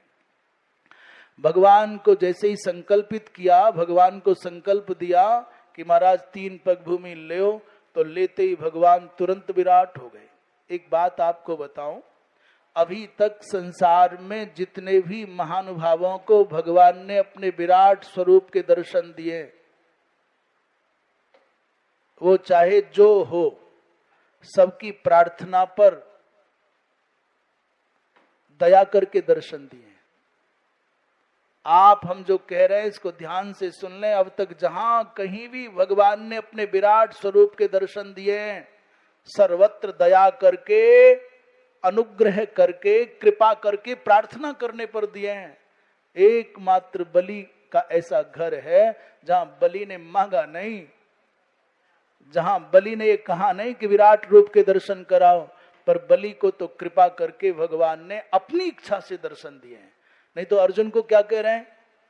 बोले दिव्यम ददामि ते चक्षु, इन नेत्रों से नहीं देख पाओगे तुम मेरे उस दिव्य स्वरूप को, इन नेत्रों से न देख पाओगे, तुमको दिव्य नेत्रों की आवश्यकता है। यहां बलि से नहीं कह रहे कि दिव्य नेत्र ले तब देख, नहीं तू पात्र नहीं है, ये समय नहीं है, तू अधिकारी, ऐसा नहीं। बिना प्रार्थना के, बिना याचना के, बिना उसकी इच्छा के भगवान ने अपने मन से विराट और तस्यैकं तु पदम वत्स ब्रह्मांडम स्फोटयत तदा, एक पग से ब्रह्मांड का भेदन करके जब ब्रह्मलोक में वो चरण गया, तो उस नखमणि चंद्रिका का दर्शन करके ब्रह्मा जी महाराज आह्लादित हो गए और झटिति भगवान नारायण के चरण का प्रक्षालन उस कमंडल के जल से किया। वो भगवती माँ गंगा। बोली वृंदावन विहारी। एक पैर भगवान ने बलि के सर पर रखा है। साप राध इवस पृष्ठवा पादे नैके न तच्छिरः। करे तू 3 लोगों का दान करने की बात करता था, अपनी बात पूरी न कर सका, चल अब अपनी सारी संपत्ति मेरे कहने से शक्र को, इंद्र को दे दे। बलि ने कहा ठीक गुरुदेव, जो आपकी आज्ञा। और जाओ बेटा तुम, अब जब तक अग्रिम मनवंतर परिवर्तित ना हो तब तक, अर्थात अष्टम कल्प आने तक तुम सुतल लोक का साम्राज्य भोगोगे, और आगे जब अग्रिम मनवंतर आएगा तो तुमको अष्टम क्या है, अष्टम क्या है, वैवस्वत मनवंतर जब आएगा, ये क्या चल रहा है, सप्तम वैवस्वत मनवंतर चल रहा है, अष्टम जब मनवंतर आएगा तो तुम स्वर्गलोक के राजा बनाए जाओगे बेटा, अब जाओ। ऐसा कहकर के बलि को भगवान ने विदा कर दिया। ब्रह्मा जी द्वारा भगवती माँ गंगा की प्रार्थना हुई। ब्रह्मा जी ने कहा, माँ आपका धरती पर जाना परम आवश्यक है, बिना आपके जगत का कल्याण न होगा। और उन्हीं दिनों अपने पूर्वजों के उद्धार के लिए, पितरों के उद्धार के लिए सगर वंश के अंतर्गत महाराज दिलीप के पुत्र भगीरथ जी तपस्या कर रहे थे। ब्रह्मा ने बैकुंठ आ करी प्रार्थना सद्य, गंगे भूतल पर चलो कहत भगीरथ अद्य। मैं भी कहता हूँ माँ, और भगीरथ भी प्रार्थना करता है कि आप, तो भगवती माँ गंगा ने वचन दिया है कि मैं जाऊंगी, परंतु उसके लिए भगवान शंकर की, भगवान विष्णु की अनुमति हो। भगवान विष्णु की भी तपस्या की है भगीरथ जी महाराज ने। भगवान विष्णु ने कहा कि महादेव की आज्ञा लो, भगवान शंकर की भी आज्ञा ली, उनकी भी तपस्या करके प्रसन्न किया। तब भगवती माँ गंगा ने भगीरथ की प्रार्थना पर भूतल पर आना स्वीकार किया। भगीरथ विष्णु चरणों में बिनत हो प्रार्थना करता, भगीरथ विष्णु चरणों में बिनत हो प्रार्थना करता, हमें गंगा मिले भगवन पितरगण जिससे है तरता। हरि ने तब कहा राजन, भगवान विष्णु ने कहा सदा शिव को भजो। भगवान विष्णु ने कहा जाओ महादेव की उपासना करो, तब गंगा स्वयं तुमको मिलेगी ही कृपा धाराच सत्संगा। तब तुमको भगवान शंकर की कृपा से गंगा जी प्राप्त हो जाएंगी। इस प्रकार भगवान शंकर की भी स्तुति की भगीरथ जी महाराज ने, और 100 वर्ष तक तपस्या करने पर भगवान शंकर प्रसन्न हुए। उस समय भगीरथ जी महाराज ने 1000 भगवान शंकर के नामों से भगवान शंकर का स्तवन भी किया, अर्चन भी किया। तब जाके भगवती माँ गंगा की प्राप्ति का मार्ग प्रशस्त हुआ।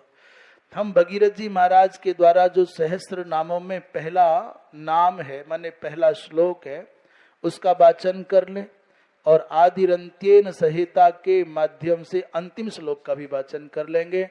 तो मान लेना कि समग्र 1 सहस्त्र नाम भगवती माँ गंगा के आदिरंत्येन संहिता की पद्धति से संपन्न हो गए। बोलिए गंगा मैया की। नमस्ते पार्वती नाथ देव देव परात्पर, अच्युता नघ पंचास्य भीमास्य रुचिनानन। इसके बाद बहुत बड़ा अध्याय है, इसमें कितने लगभग 162 श्लोक हैं। अच्छा, अब अंतिम श्लोक जो भगवान शंकर के नामों के हैं, प्रलयानल रूपी च प्रलयाग्नि रुचि स्वयं जगतामेक पुरुषो जगताम प्रलयात्मक प्रसीदत्तं जगन्नाथ जगद्योने नमोस्तुते। इस प्रकार भगवान शंकर के 1000 नामों से भगीरथ जी महाराज ने स्तुति की। कहते सतम विलोक्य त्रिदशैक नाथम पंचाननम श्वेत रुचिम प्रसन्नम। जैसे ही 1000 नामों से राजा ने स्तवन किया तो साक्षात देवाधिदेव महादेव उसके सामने प्रकट हो गए। जैसे ही भगवान शंकर का दर्शन हुआ तो राजा उठ करके खड़े हो गए और नाचने लग गए। ननर्त राजा धरणी भुजाम्बरः।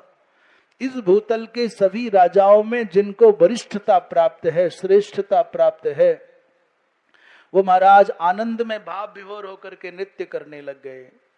कहते हैं ये जितने भी नाम हैं, एतानि सर्वाणि सुखार्थकानि। अच्छा, राजा ने कहा भगवान मुझको मनुष्य का शरीर मिला, मुझको, मैंने जीवन में तप किया, मैंने कोई यज्ञ यागादिक किए, ये सब के सब तब तक निरर्थक हैं जब तक कि आपका दर्शन ना हो।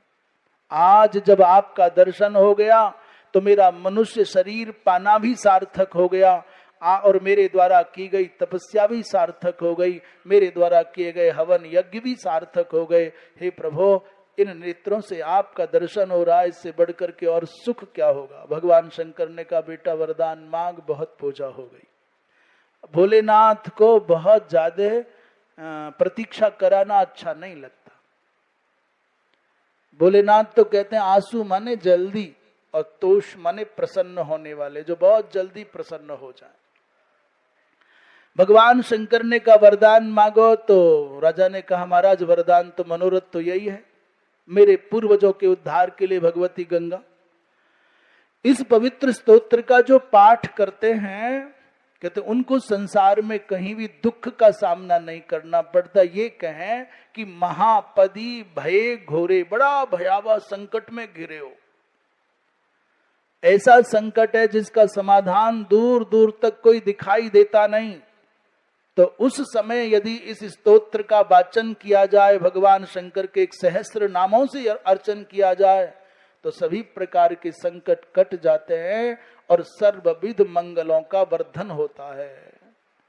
दुर्भिक्ष हो, लोक पीड़ा का समय हो, देश में उपद्रव हो, तब अवश्य इस 1 सहस्त्र नाम वाले स्तोत्र का पारायण किया जाए, भगवान शंकर का यजन किया जाए। ये देवी पुराण अर्थात महाभागवत के 67वें अध्याय में है भगवान शंकर के 1000 नामों वाला स्तोत्र। कहते हैं शिवरात्रि के अवसर पर पार्थिव पूजा के साथ यदि 1000 इन नामों से पूजन होगा, संपूज्य पार्थिवम लिंगम पठेद यत्रेद मुत्तमम। कब कब बोले चतुर्दश्यांतु कृष्णायाम फाल्गुने मासी भक्तितः। फाल्गुन कृष्ण चतुर्दशी का मतलब शिवरात्रि। तो व्यक्ति को कुछ भी दुर्लभ नहीं रहेगा, प्राप्य नहीं रहेगा। काशी हो, कुरुक्षेत्र हो, अथवा प्रयाग हो, अथवा गंगा जी का कहीं भी तट हो, गोमुख से लेकर के गंगा सागर तक, प्रयाग में, काशी में, ये 2 जगह तो हैं ही, तीसरा कुरुक्षेत्र, अथवा कहीं भी गंगा का तट हो, वहां इस स्तोत्र के द्वारा भगवान शंकर का यजन करने से विशेष फल होता है। और यदि ये सब न हो तो तुम जहां हो वहीं बिल्व का वृक्ष हो, तो उसकी छांव में बैठ करके भगवान शंकर का यजन हो, पार्थिव पूजा 1 सहस्त्र नामों से पूजन हो। कहते हैं प्रत्यहम प्रत्यहम प्रपठेत एतत् बिल्व मूले नरोत्तमः, तो उसको सालोक्य मुक्ति प्राप्त हो जाती है, ऐसी इसकी फलश्रुति है। बोली वृंदावन बिहारी लाल की। भगवती माँ गंगा का जो जयंती मनाया जाता है, भगवती माँ गंगा की जयंती जो मनाई जाती है, अभी तक लोक प्रसिद्धि है कि वो बैसाख शुक्ल पक्ष की सप्तमी तिथि है। ऐसा ही है ना, बैसाख शुक्ल सप्तमी को। परंतु देवी पुराण में ये जो अक्षय तृतीया है, इस अक्षय तृतीया को गंगा जी की जयंती का उल्लेख है।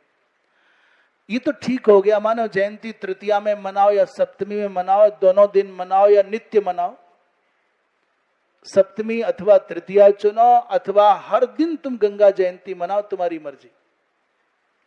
परंतु गंगा दशहरा का अपना महत्व है। जयंती तो भगवती की गंगा सप्तमी जिसे कहते हैं वही है, पर भूतल पर, इस भूतल पर स्वर्गलोक से भगवती माँ गंगा जिस तिथि को आई उसको गंगा दशहरा कहते हैं। वो दशहरा क्या? बोले ज्येष्ठ शुक्ल पक्ष की 10वीं को भगवती माँ गंगा आई और एकादशी को निर्जला एकादशी आ गई। अब गंगा जी में जी भर के नहाओ। आ रही है एकादशी, अब कितने दिन बाद है? 4-5 दिन बाद है। कल भी इसका स्मरण करेंगे। बालक, वृद्ध और रोगी को छोड़ करके जिनको भी ये लगता है कि हम बालक नहीं हैं, हम बूढ़े नहीं हुए हैं, हमको कोई रोग नहीं है और उनमें थोड़ी सहन शक्ति है, तपस्या कर सकते हैं, तो निर्जला एकादशी को निर्जला व्रत करना चाहिए। पर दिन में नहीं सोना, और कर सकते हैं तो रात्रि में जागरण अवश्य करना।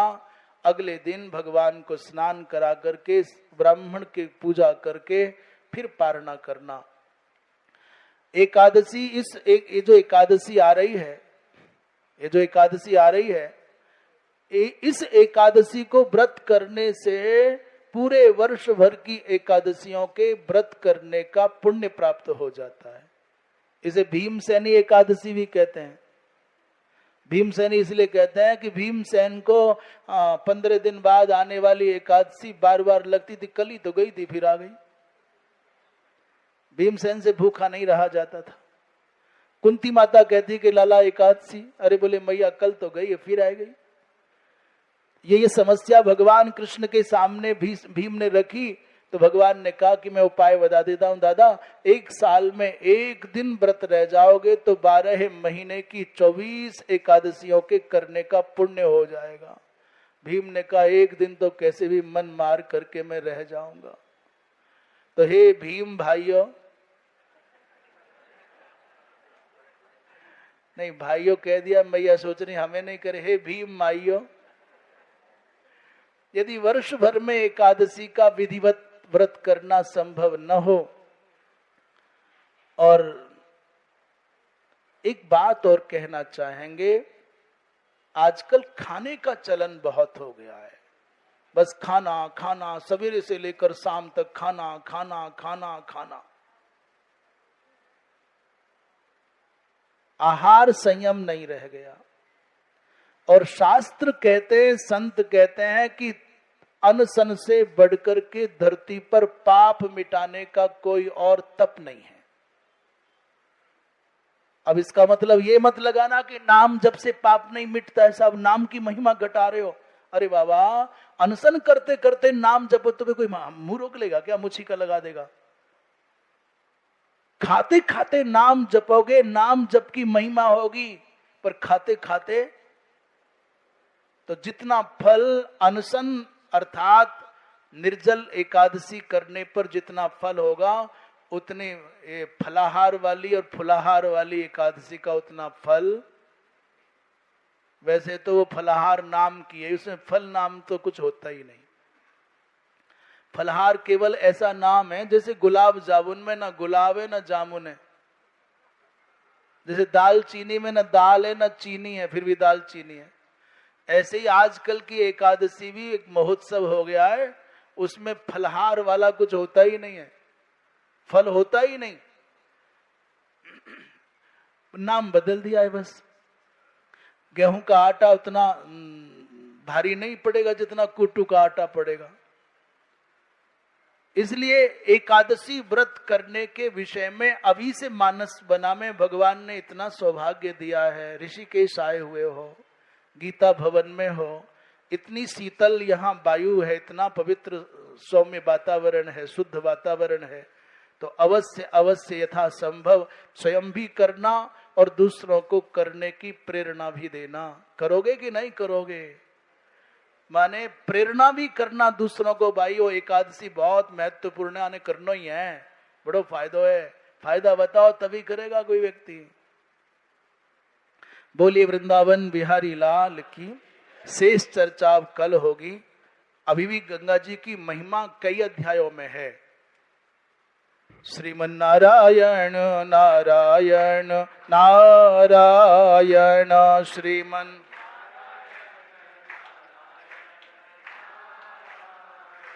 भजमन नारायण नारायण नारायण, भजमन नारायण नारायण नारायण। बोलो नारायण नारायण नारायण, बोलो नारायण नारायण नारायण। गाओ नारायण नारायण नारायण, गाओ नारायण नारायण नारायण। श्रीमन नारायण नारायण नारायण।